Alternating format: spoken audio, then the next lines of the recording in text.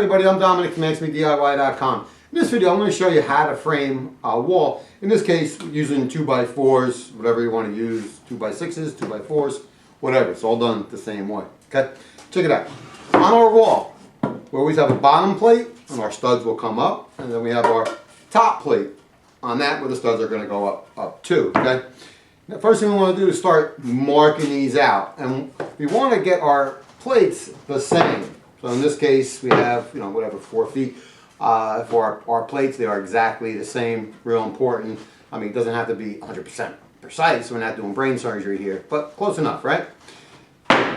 Tape measure. Check it out. Every tape measure I've ever seen in the last, 20 years, we have 16 inches marked. Every 16 inches. See, there's a little like this, the red square there. It could be whatever. It could have just red lettering, whatever it may be. Real important that you do have a tape measure like this. Make things a lot easier. All right, check it out. Our our plates rather, are lined up here, and we're going to start measuring off that. Obviously, the very first one is going to be a stud, so you can put an X on that, on 16 inches down here, and so forth. Now, if you notice, I have these up on edge. Now, if I was building a lot of framing, big house, that's the way I'm going to do it. I'm going to make my marks on the studs, then I'll flip it back over and just make a line. Make things a lot easier. But this is what we can do in this case. Say you're building whatever wall.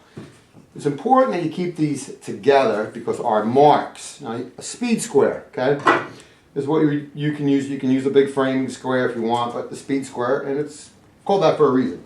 All right, check it out. I'm going to start pulling from our end. Now remember, we want 16 inches on center, right? Now, let me show you exactly where people really fail when they start laying out studs. All right, we're going to hook our plate. Now, I'm going to show you. Again, I was talking about these tick marks here on 16 inches, 16, 32, and so forth, okay?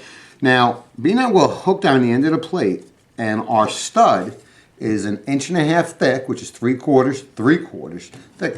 We want to actually not mark on the 16, but we want to go back to 15.25.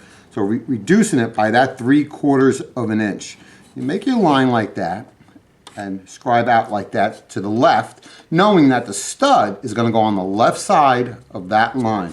Again, you're going to come to the 32-inch mark, bring it down to 31.25, make a straight line, scribe to the left, showing that the stud is going that way, and so forth and so forth. You can just keep going and going and going, okay?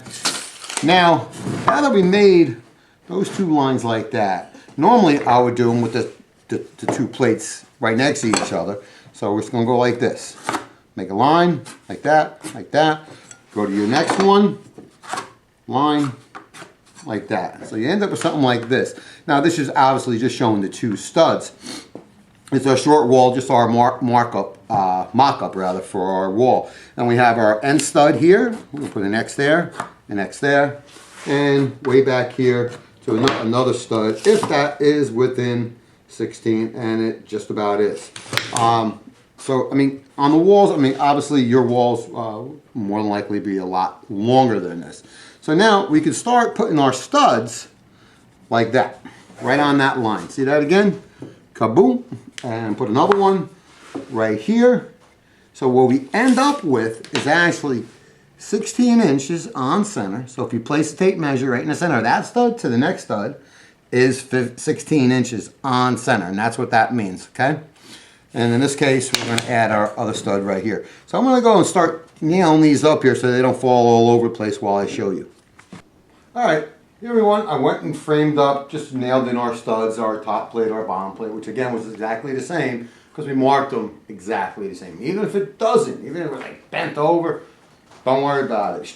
Straightening the wall out when you're done is called racking, which is a different video altogether, but don't worry about it. Okay, so here's our wall. For whatever reason you're making a wall, I would say most of the people probably watching this video because you're framing a wall in your basement, okay?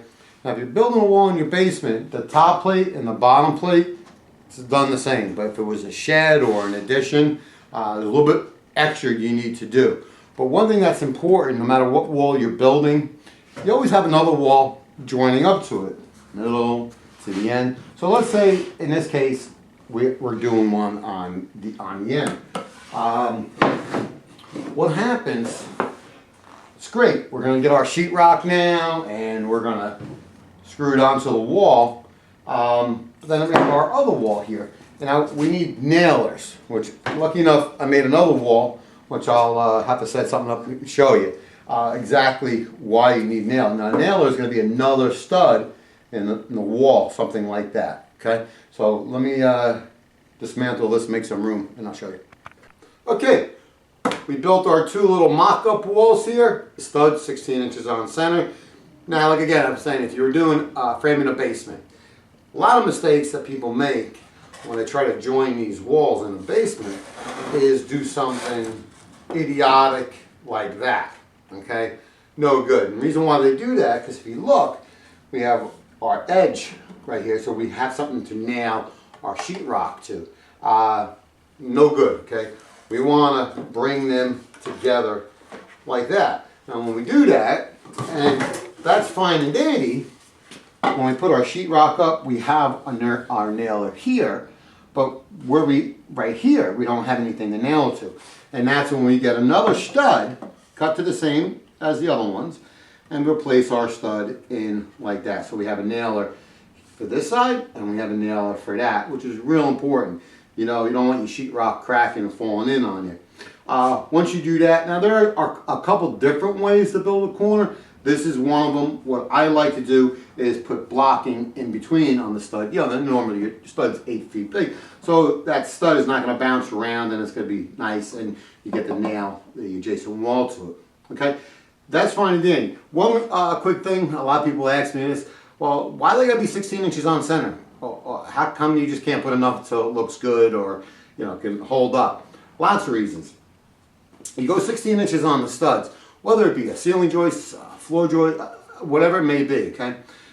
It's going to end up being 14.5 inches, and that's what your insulation is. So you want to make sure your insulation fits nice and tight in all your studs. Again, depending upon what you're building the wall for, okay? One more thing, real important, okay? Now this is great if you're doing a basement, okay? Basement actually use pressure treated wood for the floor normally, and you're going to nail your top plate up into your ceiling. That's great. But let's say this was an addition or even a shed, okay? Now, these walls, now, just say hypothetically you have your roof rafters coming down on this wall here, and it's going to be a lot of pressure pushing the wall out, stuff like that. You're not supposed to, but, okay, and you would fail code in a heartbeat. Now, you have your bottom plate, your top plate, lock-in plates, okay? So, if you see how these two walls come together like that, the top plate, your locking plate is simply going to go over the adjacent wall just like that. You're going to nail it up, nail it in here, and you're going to get another one. And basically, you're going to frame this all the way around, everywhere. And that is how you build a wall. Nice and simple. Don't build something that's going to fall down. Make sure you get straight wood, so yeah, hey, don't want to cook it, right? Anyway, I hope you learn how to frame a wall. I'm Dominic from askmediy.com. Thanks for watching.